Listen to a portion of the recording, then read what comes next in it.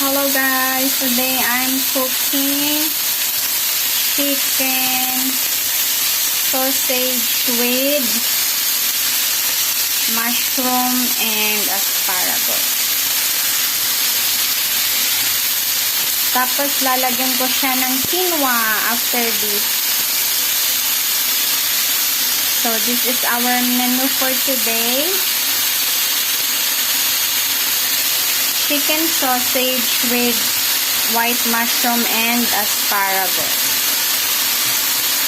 I put some garlic. Para mas yummy.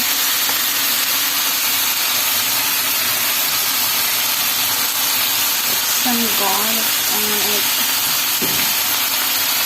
Smells good.